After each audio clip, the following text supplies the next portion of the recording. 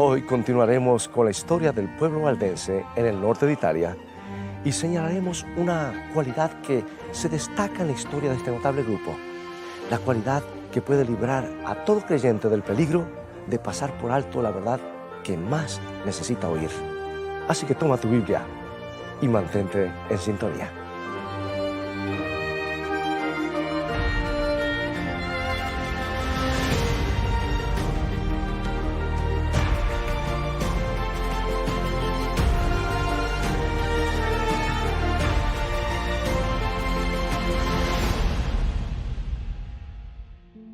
Hoy día los valdenses suman unos 30.000 creyentes en todo el mundo. Esta es la casa de las asambleas del sínodo, es decir, la sede del movimiento. En ella se congregan los miembros provenientes de toda Europa. Se encuentra aquí en Torre Pellice, en medio de la belleza de los Alpes del norte de Italia. Los valdenses se destacan por varias razones. Pusieron de relieve las verdades centrales del Nuevo Testamento, cuando prácticamente todos los demás creyentes de su época vivían cautivos de la ignorancia y la superstición. Descubrieron verdades esenciales de la Reforma unos 300 años antes que naciera ese movimiento. Fueron una luz que brilla en medio de las tinieblas medievales. De paso, su lema es Lux lucet in tenebris, que significa la luz brilla en la oscuridad. Esta inscripción aparece a la entrada de la mayoría de sus edificios. Hoy, en este programa de nuestra serie, veremos qué factor les ha permitido a los valdenses seguir desarrollando su fe a pesar de hallarse en contra de todas las posibilidades. Lo veremos hoy claramente en la historia de Geoffrey Verelje.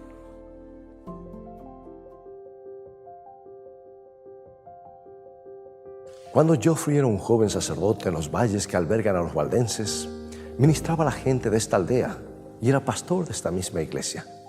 El padre de Geoffrey, el capitán Verelje, se distinguió durante la cruzada que el Papa Inocencio VIII organizó contra los valdenses en 1487. Fue uno de los comandantes de las tropas que combatieron aquí contra los herejes. El capitán daba por sentado que actuaba en defensa de la fe verdadera. Su hijo, Geoffrey, se convirtió en un joven brillante que en 1522 comenzó su preparación para el sacerdocio. Pronto llegó a dominar la teología y resultó ser elocuente en el púlpito.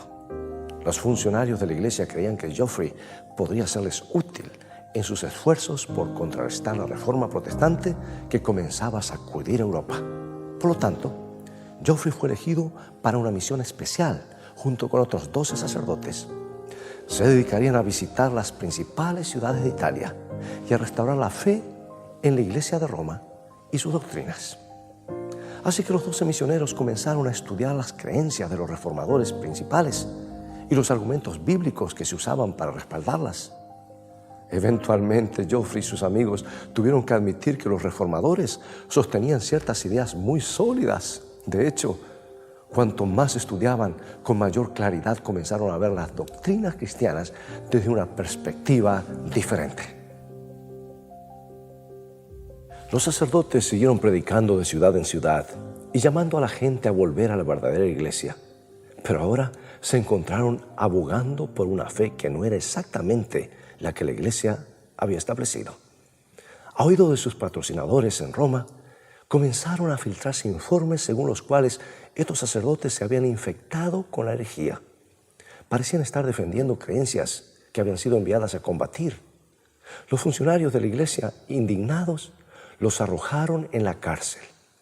Geoffrey Verelje fue sentenciado a 5 años y durante su reclusión, Geoffrey siguió estudiando y sus convicciones se arraigaron aún más. Llegó a creer que la iglesia que amaba, la iglesia que su padre sirvió, la iglesia que él mismo ansiaba servir, había perdido el rumbo en su interpretación del Nuevo Testamento. Pero Geoffrey no llegó al punto de darse por vencido y abandonar la iglesia. Todavía esperaba que la tradición pudiera ser puesta en línea con lo que dice la Biblia. Por su parte, los funcionarios eclesiásticos todavía esperaban que el joven y brillante sacerdote pudiera ser persuadido a trabajar en favor de Roma. Y con ese propósito, le dieron un trabajo en Francia. Le asignaron el puesto de asistente del representante papal en la corte del rey. Francia, sin embargo, puso a Geoffrey en contacto con una cantidad todavía mayor de ideas relativas a la Reforma. Y luego le llegó allí la noticia de una masacre valdense en Provenza. El pobre Geoffrey sentía el corazón desgarrado. La iglesia que él siempre había querido exaltar parecía ahora estar empapada con la sangre de sinceros creyentes. Geoffrey debió tomar una decisión. La tarea le resultó sumamente difícil. Había invertido tanto en su llamado al sacerdocio. Su propio padre había afrontado la muerte por servir lealmente a Roma, pero ahora se dio cuenta de que para hacer lo que su padre creía estar haciendo, para defender la verdadera fe, tenía que ir más allá de la lealtad que había motivado a su padre. Tenía que expresar su fe en una forma diferente. Y Geoffrey renunció a su trabajo en París y secretamente se dirigió a la ciudad de Ginebra. En ese momento se la consideraba un foco de herejía, pero Geoffrey entró en esta escena polémica a la edad de 50 años y llevó a cabo estudios en las escuelas de los reformadores. Y con el tiempo fue ordenado pastor evangélico. ¿Y sabes lo que Geoffrey descubrió después de hacer esta difícil transición de la mitad de su vida? Descubrió que su nueva fe le estaba devolviendo su juventud. Llegó a ser un predicador muy enérgico. Tanto es así que algunas iglesias valdenses de Italia se enteraron de él. Necesitaban a alguien que pudiera predicar en italiano. Y así Geoffrey Bareilles aceptó el llamado a los valles del Piamonte. Ahora podría ministrar en los mismos lugares donde su padre había llevado a cabo una cruzada sangrienta. Iba a pastorear un rebaño que su padre había tratado de exterminar. La vida de Geoffrey Bareilles encarna un gran principio que todos necesitamos aprender. Era parte del patrimonio valdense y consistía en su buena disposición a aceptar nuevas verdades, aun si al hacerlo invalidaban preciadas tradiciones. Los valdenses se dieron cuenta de que a veces tenemos que avanzar más allá del nivel que alcanzaron nuestros padres. Y esa fue sin duda la contribución medular del pueblo valdense. Todo comenzó con Pedro Baldo allá por el año 1175, cuando las palabras de Cristo despertaron su conciencia y lo llevaron a estudiar el Nuevo Testamento por sí mismo. Sintió la necesidad de superar las actitudes convencionales de su tiempo. Y el proceso continuó con el grupo que Baldo organizó, los pobres de Lyon. Los integrantes comenzaron a predicar el Evangelio del Nuevo Testamento. Al principio quisieron aprovechar la tradición de sus padres espirituales. Fueron pues a Roma en busca de aprobación papal para su misión. Y cuando los funcionarios locales de la iglesia les negaron el permiso para predicar, trataron de defender su caso. Pero al ver que la iglesia se negaba a ceder, tuvieron que avanzar más allá de sus fronteras medievales. El Evangelio de Cristo no podía permanecer encadenado al latín, así que continuaron avanzando contra la marea. Los valdenses vieron claramente que en la Biblia no se menciona el purgatorio, pero que en ella se habla mucho acerca del don de la vida eterna en Cristo Jesús. No se limitaron a superar sus tradiciones más preciadas, sino que se remontaron muy por encima de todo el sistema de penitencias e indulgencias. Los valdenses vieron claramente que la Biblia presenta a Jesucristo como el único mediador entre Dios y los seres humanos. Al creer y obedecer la nueva luz, progresaron a un nivel muy superior al que les permitían ocupar los populares pero erróneas tradiciones, como las oraciones a los santos y la bienaventurada Virgen. Los valdenses siguieron aceptando nuevas verdades, incluso cuando esas verdades chocaban con sus apreciadas tradiciones, sentían que debían avanzar más allá de sus padres. El libro que los valdenses estudiaban con diligencia en capillas como esta tiene mucho que decir en cuanto a la mejor manera de progresar en nuestra comprensión de la verdad. Por ejemplo, en primer lugar, la Biblia nos dice cómo debiera ser la iglesia. Esta es la imagen de la casa de Dios, que Pablo proveyó para un joven pastor llamado Timoteo. La primera carta de Timoteo, capítulo 3, versículo 15, y dice así: la iglesia del Dios viviente, columna y baluarte de la verdad. Aquí lo tenemos. Una de las funciones importantes de la iglesia es ser soporte y defensa de la verdad de Dios. Pero ¿cómo cumple esta función? ¿Encerrando la verdad tras un muro? El Nuevo Testamento nos muestra una manera muy distinta.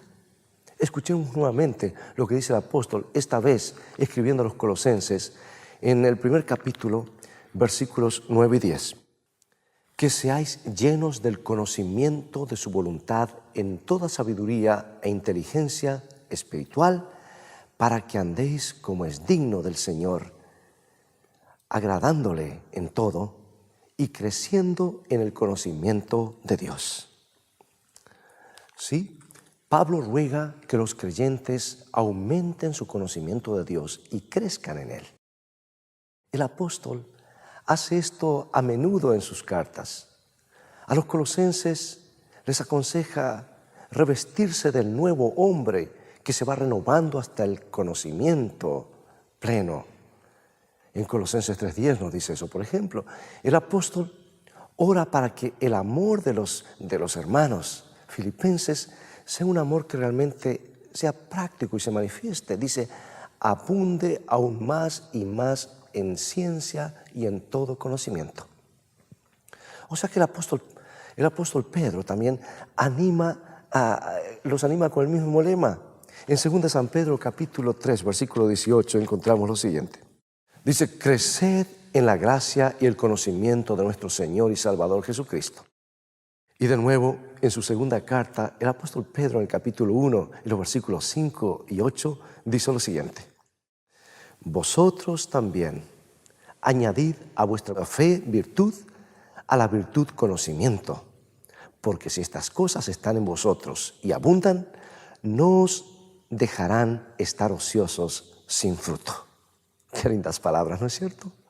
El apóstol Pedro comprendió claramente lo que Dios dijo a sus hijos y lo transmitió claramente.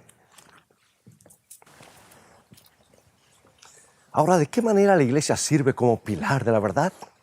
Al ampliarla, al crecer en el conocimiento. Y eso es lo que a través de todo el Nuevo Testamento se insta a los creyentes a hacer. Si no nos movemos, la verdad se desliza a través de nuestros dedos. Solo podemos retener la verdad si nos esforzamos por recibir una cantidad cada vez mayor. Y este es el secreto que impulsó a los creyentes valdenses al progreso constante. No eran estudiosos, no eran teólogos, eran agricultores y simples artesanos. Sin embargo, se convirtieron al cristianismo de una fortaleza defensiva, de un movimiento entregado a difundir la luz de Dios.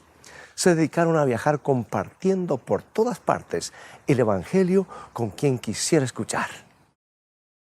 El muro de los reformadores en la ciudad de Ginebra es un monumento impresionante. Fue construido entre 1909 y 1917 y se extiende por más de 70 metros de longitud. Tallada en la piedra aparece la expresión que se convirtió en el lema de la Reforma: post tenebras lux, después de las tinieblas, luz. Las 4 figuras más prominentes son los reformadores que transformaron la ciudad de Ginebra en una roca de la fe protestante. Juan Calvino encabeza la marcha. Calvino fue un gran sistematizador.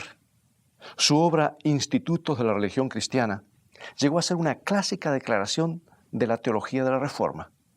Fue el primer intento de construir una teología completa, tomando la palabra de Dios como la única fuente. Teodoro Beza, Guillermo Farel y Juan Knox, de pie junto a Calvino, fueron hombres que ayudaron a establecer la iglesia reformada en Suiza y en otros países. Todos estos hombres tuvieron que desplazarse más allá de las tradiciones de sus padres. Les fue necesario luchar con nuevas verdades que no se ajustaban a sus preferencias tradicionales, como Martín Lutero y otros líderes más. Martín Lutero, por ejemplo, resistió durante mucho tiempo la idea de dejar la iglesia de Roma, la cual apreciaba de corazón. Lutero era un monje piadoso y muy obediente. No tenía ningún deseo de llegar a ser un revolucionario. Pero la verdad de la justificación por la fe, explicada con énfasis en el Nuevo Testamento, lo obligó a dar un paso que cambió la historia. No puedo ni deseo retractarme de nada. Actuar en contra de la conciencia no es ni justo ni seguro. Aquí estoy, no puedo actuar de otro modo. Que Dios me ayude. Amén. Por desgracia, vemos aquí lo que puede suceder con el paso del tiempo. Los revolucionarios se convierten en estatuas. La palabra viviente queda tallada en piedra. Un movimiento se convierte en un monumento. Los descubrimientos que hicieran estos grandes reformadores a menudo se han endurecido hasta transformarse en dogmas. Y sus seguidores han dejado de hacer descubrimientos en la palabra de Dios, lamentablemente. La verdad es que no podemos limitarnos a consagrar como héroes a quienes descubrieron grandes verdades. Tenemos que seguir haciendo descubrimientos por cuenta propia. La palabra no debe dejar de sacudirnos. La verdad no debe dejar de motivarnos para seguir avanzando. Ninguno de estos hombres honrados aquí tenía un conocimiento perfecto de la fe cristiana. Ninguno de ellos era infalible. Permíteme darte un ejemplo. Estos 4 reformadores aprobaron o participaron en el martirio en la hoguera de un hombre llamado Miguel Servet. Era un médico y científico brillante que mostraba cierta afición a ideas extrañas. Servet llegó a esta ciudad buscando refugio de la Inquisición. Había publicado un libro atacando la doctrina de la Trinidad por considerarla un obstáculo innecesario para la conversión de los judíos y musulmanes. Bueno, Servet halló aquí que a los calvinistas sus creencias le disgustaban tanto como a los católicos. El consejo de la ciudad trajo a este hombre a juicio y lo acusó ante la ley del Sacro Imperio Romano, el antiguo Código de Justiniano, que prescribía la pena de muerte para cualquier persona que negara la Trinidad. Y Servet fue hallado culpable. Calvino pidió que el consejo no lo condenara a ser quemado, sino que simplemente lo ejecutara. Pero Servet fue consignado a la hoguera. La tragedia es que los hombres que predicaban aquí en el famoso auditorio de Calvino, el Salón de Conferencias Protestante de Ginebra, aprobaron esta ejecución. Los mismos eruditos que exponían los aspectos profundos de la justificación por la fe fueron capaces de exigir la muerte de alguien que no compartía sus puntos de vista sobre la Trinidad. Es cierto, Ginebra nunca fue testigo de los horrores de la Inquisición, pero algunos de los reformadores podían ser feroces en sus ataques. Teodoro Beza, por ejemplo, hizo el siguiente comentario acerca de la muerte de Servet en la hoguera. ¿Qué mayor delincuencia, qué crimen más abominable se podría encontrar entre los hombres que la herejía? Parece imposible hallar una tortura lo suficientemente grande para la gran enormidad de tan mala acción. Bueno, la verdad es que esos reformadores que habían redescubierto tantos principios bíblicos maravillosos estaban ahora totalmente equivocados en este punto. Ellos no lograban ver cómo esa ejecución contradecía el Evangelio de la gracia. Pero hubo al menos un hombre que sí lo hizo. Un valiente que avanzó más allá de sus padres espirituales. Sebastián Castellio era un converso al calvinismo que enseñaba en la Universidad de Basilea. Debía su posición al favor de Juan Calvino, pero eso no le impidió publicar una elocuente propuesta. Esto es lo que dijo: he examinado cuidadosamente qué significa un hereje y no puedo hacer que signifique más que esto. Un hereje es un hombre con quien no estoy de acuerdo. Matar a un hombre no es defender una doctrina, es matar a un hombre. Castellio captó una verdad que los demás simplemente no podían ver. De hecho, sus colegas, los demás profesores de la universidad, lo persiguieron. Pero su voz ya se había hecho oír en una protesta que un día haría que la persecución religiosa fuera considerada un crimen terrible en lugar de seguir siendo un recurso habitual de la iglesia. ¿Sabes? A veces tenemos que ir más allá de nuestros padres. A veces los mismos reformadores necesitan una reforma. El monumento de Champforán conmemora un encuentro histórico que tuvo lugar aquí en esta colina en 1532, entre los calvinistas de Ginebra y los valdenses del Piamonte. Guillermo Farel asistió con el fin de explicar las doctrinas de la Iglesia, así como sus reglamentos administrativos. Se hicieron algunas concesiones. Los valdenses esencialmente acordaron unirse a la Reforma. La actitud de los valdenses se modela en uno de sus pastores, Barbe Morel. Antes de una reunión envió este mensaje a un reformador suizo. Bienvenido. Venimos a ti desde un país lejano, con el corazón lleno de alegría, con la esperanza y seguridad de que a través de ti, el Espíritu del Todopoderoso nos iluminará a nosotros. Sabes, me parece admirable esta actitud humilde y dispuesta a aprender. Piensa en lo que los valdenses podrían haber dicho. Hemos descubierto las verdades de la Reforma 300 años antes que tú. Nosotros llegamos primero. Ustedes debieran unirse a nosotros. Hemos sufrido más que nadie por la fe.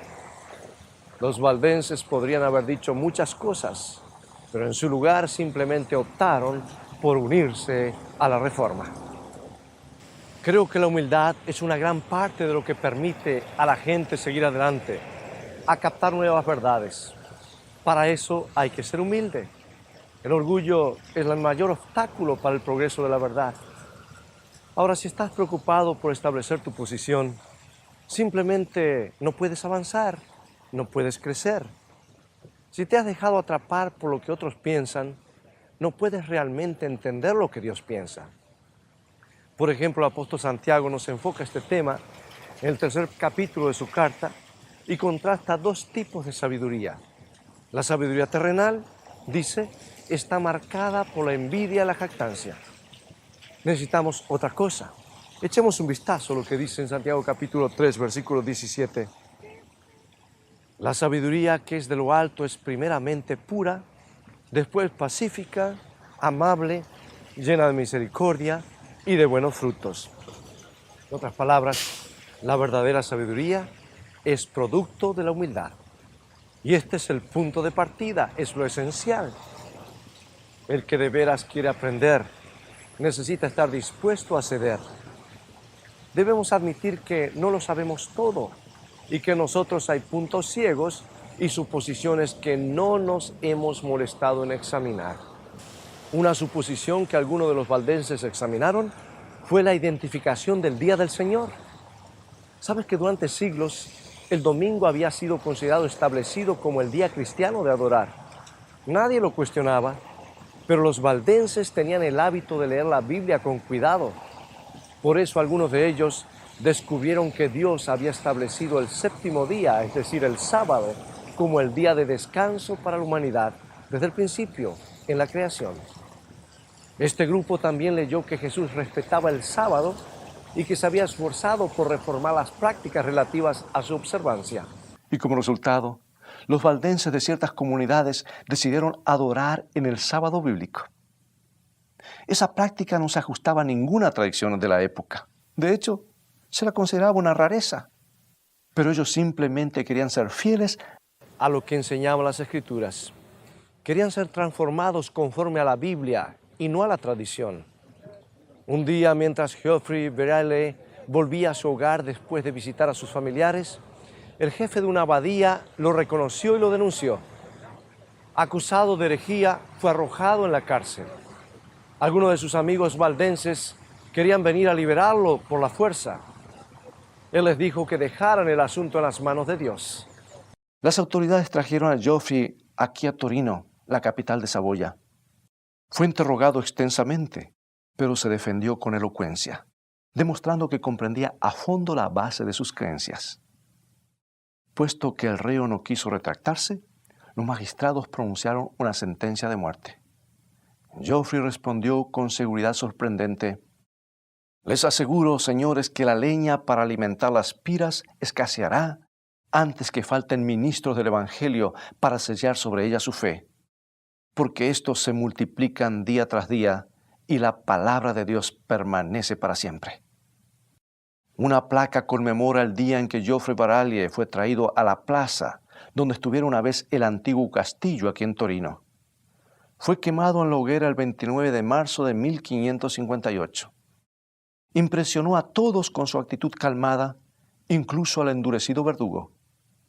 Antes de encender la leña, el verdugo se arrodilló a los pies del mártir y le pidió perdón por la muerte que iba a infligir.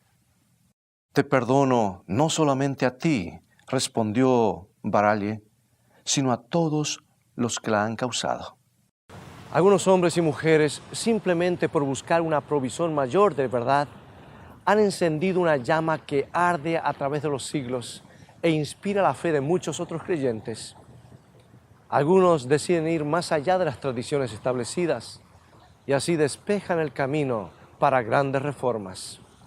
Pregunto, ¿estás listo a pasar más allá de lo cómodo o de lo familiar?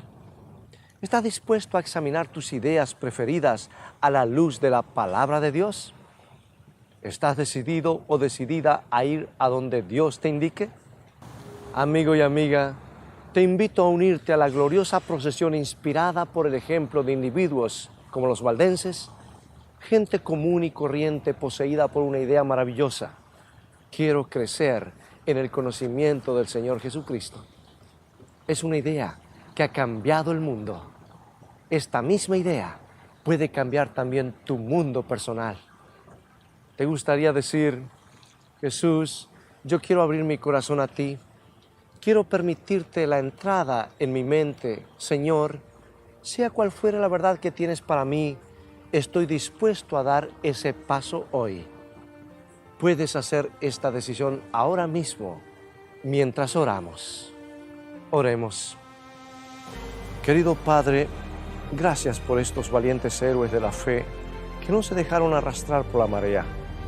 Por favor, ayúdanos a no solo descansar en sus logros, sino a hacer nuestros propios descubrimientos en tu palabra. En el nombre de Jesucristo oramos. Amén.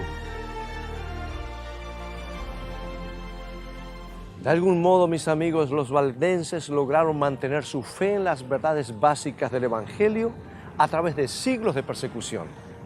¿Cómo lo hicieron? ¿Cómo pudieron subsistir sin dejar de ser un pueblo y llegar a ser conocidos como el legendario Israel de los Alpes? ¿Qué les permitió mantener su buen ánimo en medio de las dificultades? Encontrémonos aquí en Italia en un programa más de esta serie Fe a toda prueba. Descubriremos cómo el secreto de los valdenses puede ayudarnos a perseverar a través de las dificultades de nuestra propia vida. Será hasta el próximo programa. Dios te bendiga y recuerda, escrito está, no solo de pan vivirá el hombre, sino de toda palabra que sale de la boca de Dios.